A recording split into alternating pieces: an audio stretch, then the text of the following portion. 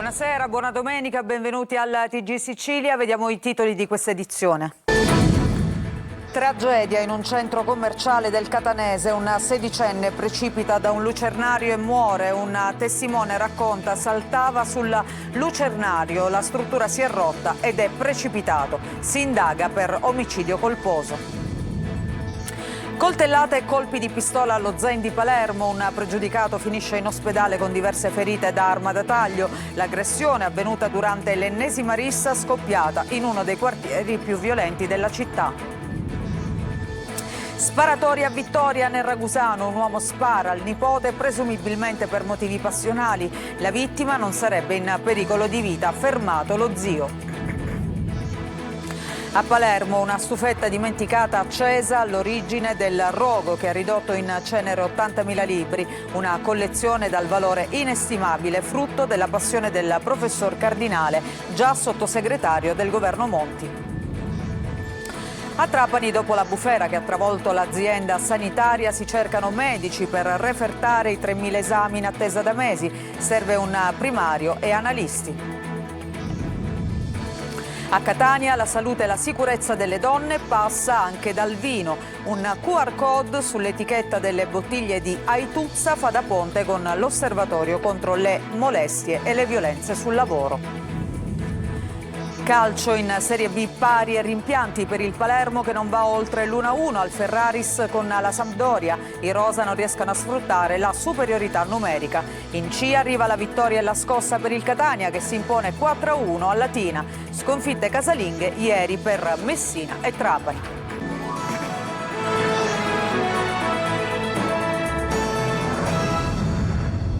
Buonasera, ben trovati. Allora torniamo a parlare di questa tragedia che è avvenuta in un centro commerciale appunto del Catanese. La Procura di Catania non ha ritenuto necessario effettuare l'autopsia sul corpo del sedicenne precipitato da un lucernario sul tetto appunto di questo centro commerciale e ha restituito la salma alla famiglia. Nonostante il fascicolo per omicidio colposo, l'ipotesi più accreditata sembra quella dell'incidente. Spunta anche un testimone, si tratta di un coetaneo di questo ragazzo che ha detto: l'ho visto saltare appunto sul lucernario e poi finire giù. Orazio Longo.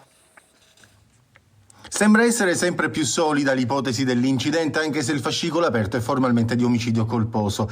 Indagano i carabinieri di Paternò per la morte del sedicenne catanese originario di Motta Sant'Anastasia, caduto nel tardo pomeriggio di sabato da un lucernario sul tetto del centro commerciale Etnapolis a Belpasso, precipitando a terra dopo un volo di 15 metri.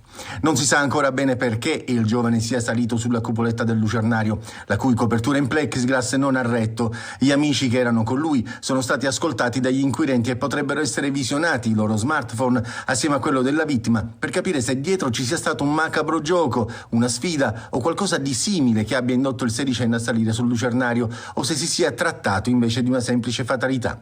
Secondo il racconto di un coetaneo presente, il giovane avrebbe iniziato a saltare forse per gioco sulla cupola del lucernario, quando a un certo punto è caduto in mezzo alla scala a chiocciola sottostante. C'erano molte chiazze di sangue, è stata una brutta scena da vedere, dice nel racconto, che dovrà però essere corroborato dagli inquirenti.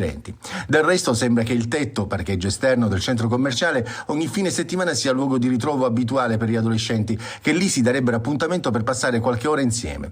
Il giovane è morto dopo essere stato trasportato all'ospedale San Marco di Catania, ma le sue condizioni erano apparse da subito disperate. L'apertura del fascicolo è un atto dovuto per eseguire gli accertamenti e verificare tra l'altro se vi siano state eventuali violazioni nel rispetto delle norme di sicurezza. L'ipotesi privilegiata nella dinamica è comunque quella dell'incidente. La procura non ha ritenuto necessario disporre l'autopsia e ha concesso il nulla osta per la restituzione del corpo alla famiglia.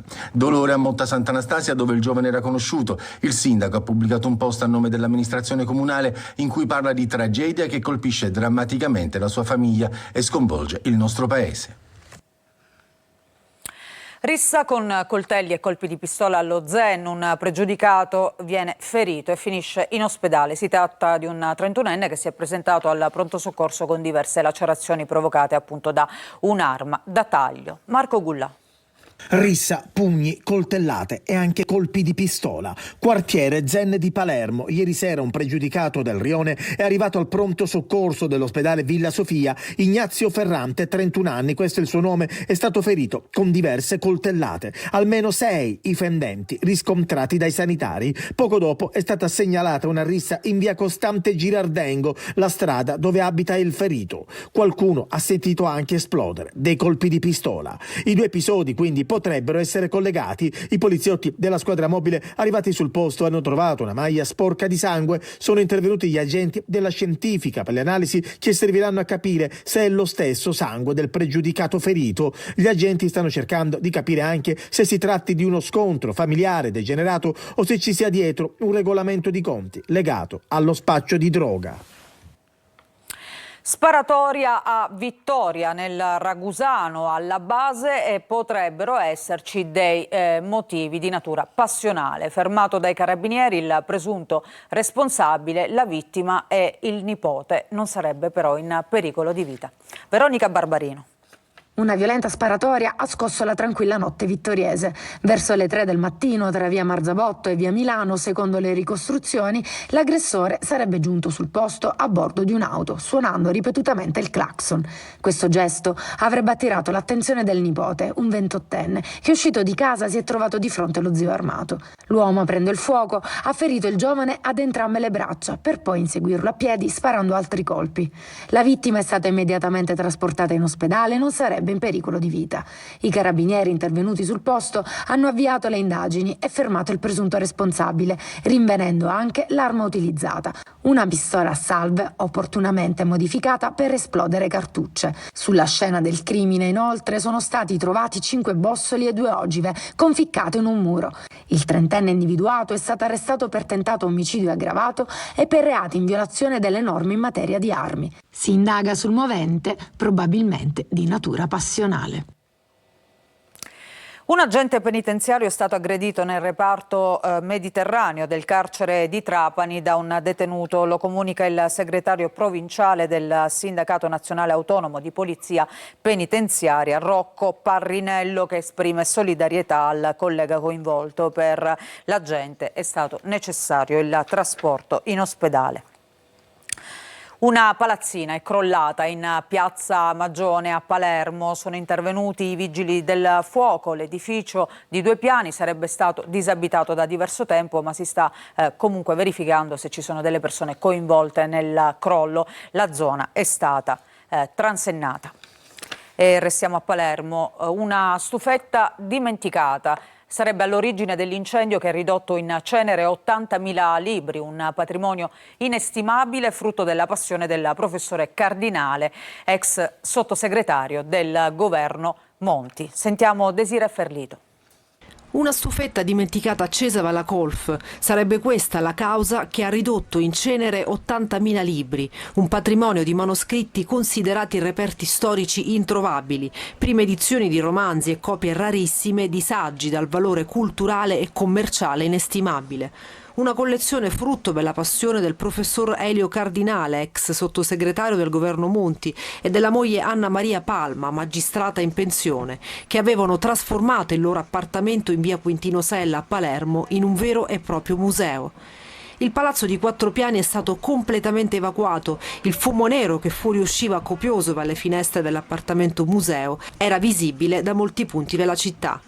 40 i vigili del fuoco impegnati per 5 ore a spegnere l'incendio. Abbiamo perso un patrimonio dal valore immenso, commenta il sindaco Lagalla, accorso sul posto. Con lui anche il presidente della regione Schifani. Anna, la colf originaria di Capoverde, seduta accanto a uno dei mezzi dei vigili del fuoco, è distrutta. Mi sento in colpa, continua a dire, le fiamme sono partite dalla mia stanza. Sulla strada, una delle vie Salotto Buono di Palermo, sono moltissimi i curiosi che hanno assistito all'intervento dei vigili del fuoco. Secondo una prima stima i danni ammonterebbero a diversi milioni di euro. E adesso lo scandalo dei referti in ritardo da mesi all'ASP di Trapani. Adesso si cerca in tutta fretta di reclutare primario e medici analisti per appunto refertare oltre 3.000 esami. Laura Spanò. Dopo lo scandalo all'ASP di Trapani per la mancata refertazione di oltre 3.000 esami istologici e caccia ai medici analisti e anatomopatologi in tutta la Sicilia, l'azienda ha pubblicato l'avviso di un incarico per il ruolo di primario all'ospedale Sant'Antonio Abate. L'ex primario, il dottore Domenico Messina, è andato in pensione a novembre scorso. In realtà Messina sarebbe dovuto andare in pensione nel 2023, ma vista la situazione era rimasto ancora un anno. Ma nel frattempo, da novembre ad oggi, sono trascorsi ben 5 mesi. Ora, dopo lo scandalo e la presa di posizione della Regione, l'avviso è stato pubblicato in meno di 2 giorni. Intanto i vetrini in attesa di refertazione sono stati smistati in altre strutture sanitarie per essere esaminate ed entro il 14 marzo consegnati ai pazienti in attesa da mesi. Per loro una diagnosi tardiva può pregiudicare la possibilità di cura.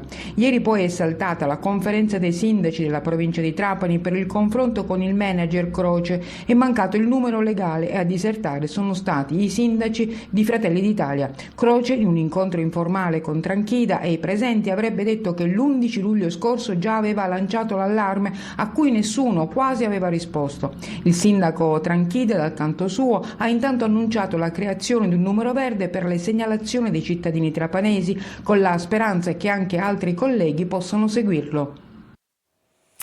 Veniamo all'inchiesta sulla sanità siciliana. Adombrata l'ipotesi di tangenti dietro le forniture sanitarie ad almeno 2 grandi reparti ospedalieri di Palermo, indagati 2 noti primari e 3 imprenditori delle forniture mediche. Manlio Viola.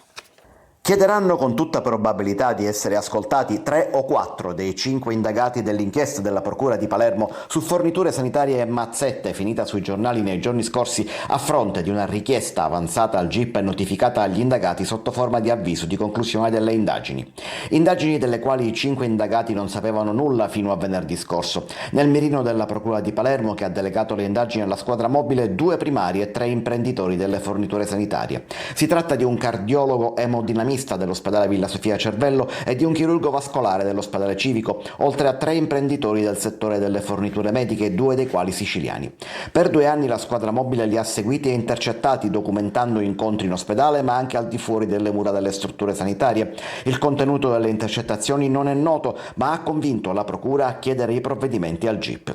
Tutti rischiano l'arresto, anche se ancora non c'è alcun provvedimento giudiziario deciso dal giudice per le indagini preliminari. Per 2 di loro il pericolo di reiterazione del reato o inquinamento delle prove sarebbe nel frattempo venuto meno e dunque non potranno essere arrestati, anche se indagati, in assenza di un improbabile pericolo di fuga. Attualmente gli avvocati stanno studiando l'avviso di conclusione delle indagini e le ipotesi di reato e in base a questo studio decideranno se chiedere realmente interrogatorio di garanzia, che comunque potrebbe non avvenire neanche la prossima settimana, ma slittare fino a fine mese. Solo dopo il GIP deciderà su eventuali provvedimenti. Promuovere la tutela della salute e della sicurezza delle donne con la creazione del vino Aituzza, un codice digitale che si trova sull'etichetta, fa da ponte con l'Osservatorio contro le molestie e le violenze sul lavoro. Eva Spampinato. La tutela della donna, l'aiuto per migliorare la sua sicurezza sui luoghi di lavoro può passare anche da un vino, perché a volte la richiesta d'aiuto arriva in modi inaspettati, mentre si è a tavola con amici guardando un'etichetta e scannerizzando un QR code. Da questa idea è nato Aituzza, un Etna Doc Special Edition per sensibilizzare verso il tema delle molestie e della violenza nei luoghi di lavoro, una collaborazione tra Sei Libera e Alcantara Winery. Aituzza è un atto di amore. Io ho incontrato Sei Libera ed è venuta Aituzza. Aituzza è un messaggio legato alla possibilità di difendere le donne sotto tutti i punti di vista. L'etichetta è un omaggio a Sant'Agata volutamente minimalista, con un fondo oro che indica la spiritualità di Agata e soprattutto la forza di contrapporsi a una violenza. Queste 2 minuzze che rappresentano dei valori importanti come quello della fede, della forza e della resilienza soprattutto. Il QR code fa da ponte digitale tra i lavoratori e l'Osservatorio contro le molestie e le violenze sul lavoro di Sei Libera. Chi ha problemi di molestie o violenze sul luogo di lavoro può attraverso questo QR code approcciarsi a quelle che sono le risoluzioni che Sei Libera può dare. Al sociale si unisce la storia. Dalle ricerche per creare Aituzza è emerso che Sant'Agata fu una ambientalista ante litteram. Il martirio, che potrebbe sembrare un atto passivo, non era esclusivamente il cuore dell'azione di Sant'Agata, ma ciò che ci aveva colpito era il suo rinunciare al sacrificio, cioè essere libera dall'ordine costituito che la costringeva a un sacrificio per il Pantheon romano. Ad Agrigento il via alla 77esima festa del Mandorlo in Fiore. È ufficialmente iniziata ad Agrigento la 77esima edizione della Festa del Mandorlo in Fiore, evento che celebra l'incontro tra culture attraverso la musica, la danza e le tradizioni popolari. La prima sfilata ha animato le vie della città con i gruppi folk internazionali, regionali e bambini del mondo, protagonisti di uno spettacolo di colori e suoni. Sono emozionatissima.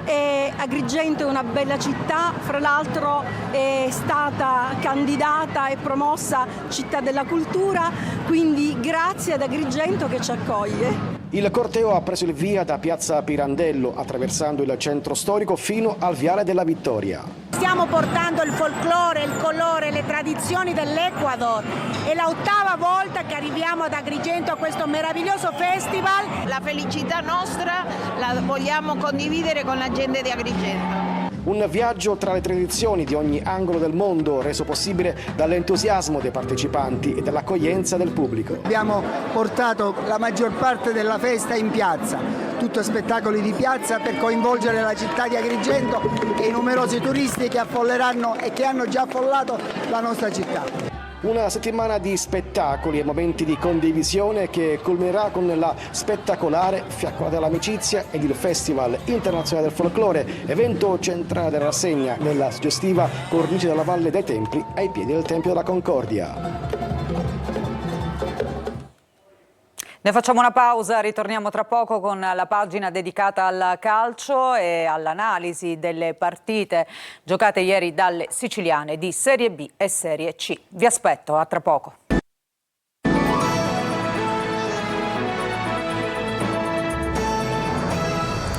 Bentrovati, seconda parte del nostro giornale, adesso il calcio, partiamo dalla Serie B, pareggio a Marassi ieri con la Sampdoria per il Palermo che non va oltre l'1-1 e non sfrutta soprattutto la superiorità numerica. A coda risponde il solito Poyampalo. Marco Gulla.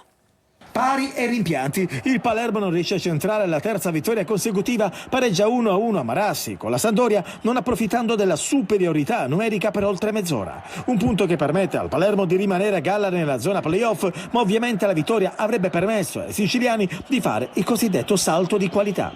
Una partita che comunque il Palermo ha ben giocato, ha dominato per larghi tratti, ma non ha avuto nitide occasioni per sferrare il gancio fatale. L'inizio della partita dei rosanero è da shock. Dopo 40 secondi il portiere Audero serve erroneamente Coda, che deve limitarsi a spedire il pallone in rete. 1-0 e partenza ad handicap per la banda di Dionisi.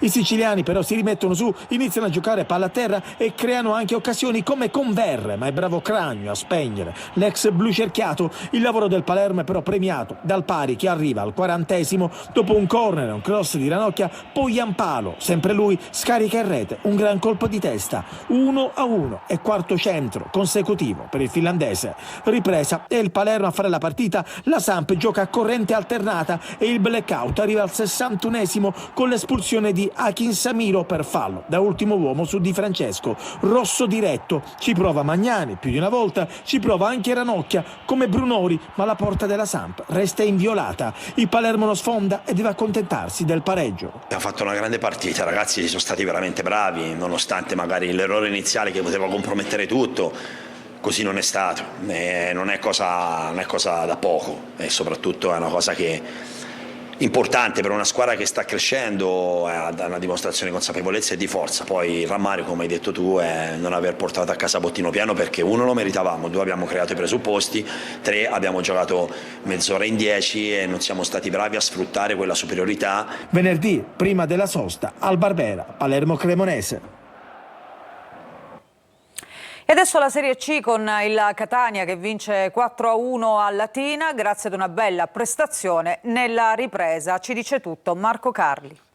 La bellezza dello sport sta nella capacità di regalare emozioni. Se poi il gesto che le richiama è un insieme di genio e classe, le emozioni si moltiplicano. E allora è giusto per i tifosi del Catania godersi ancora il gol di Jimenez. Splendido slancio verso la vittoria di Latina. Il fantasista, autore di una doppietta, suo anche un gol su rigore, è consapevole della bellezza regalata, ma va oltre. È stata una giocata personale che ci provo in settimana, quindi sono veramente contento di questo gol perché è una soddisfazione incredibile.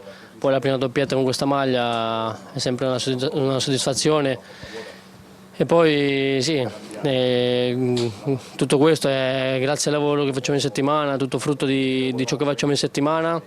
E niente, sono contentissimo di avere un gruppo così, siamo una famiglia. Jimenez dunque serviva come il pane in questo 2025 che prima di Latina aveva riservato soprattutto amarezze, ma serviva a tutto il Catania e nel secondo tempo c'è stato bravo Toscano nella costante emergenza ad azzeccare le mosse giuste, con Lunetta che sulla tre quarti spezza la partita e con Frisenna che lascia nuovamente intendere le sue qualità. Brava la squadra, soprattutto nella reazione al gol dello svantaggio siglato da Ekuban, Latina subito riacciuffato dal rigore di Montalto. Ora bisognerà insistere, una rondine non fa primavera insomma, ma può diventare un segnale. Il finale è brillante, il gol del 3-1, quello del 4-1 raccontano intanto un'altra certezza dello sport. Quando la testa è libera, il resto di solito viene di conseguenza. E sempre in Serie C, sconfitte casalinghe invece ieri per Messina e Trapani, i giallorossi superati 1-0 dall'Avellino. Con lo stesso risultato il Monopoli ha vinto alla provinciale di Trapani. Sergio Colosi. Un altro KO per Messina e Trapani in casa e con lo stesso risultato. Per il Messina il terzo consecutivo, per il Trapani il secondo. Buona prestazione soprattutto nel primo tempo dei giallorossi che non sono riusciti a fermare l'Avellino vice capolista. La squadra di Banchieri ha sfiorato 3 volte il vantaggio, 2 con Dell'Aquila e il palo di Petrucci, prima di subirlo al minuto 38 con Sunas. Messina è meno vivace nella ripresa. L'Avellino non riesce a chiudere i conti con Sunas ad un passo dalla doppietta e con Patierno sprecone fuori partita. Nel recupero il peloritano Pedicillo vicino al pareggio con parata di Iannarilli. Classifica critica e play-out complicato. Messina penultima e Casertana lontana. Crisi societaria ancora più grave senza soluzioni, con il sindaco Basile che ha richiamato le parti in causa ad un senso di responsabilità. Se l'1-0 di Cerignola poteva starci, la seconda sconfitta di fila in campionato della gestione Torrente 1-0 per il Monopoli apre una piccola crisi in casa Trapani. La classifica mette a rischio i playoff dei Granata. Al provinciale al 36esimo della ripresa decisiva una rete di destro del difensore Miceli sugli sviluppi di un calcio d'angolo. Con questo servizio noi ci fermiamo, grazie per essere stati con noi. Questa edizione del TG Sicilia termina qui, vi auguro un buon proseguimento di serata.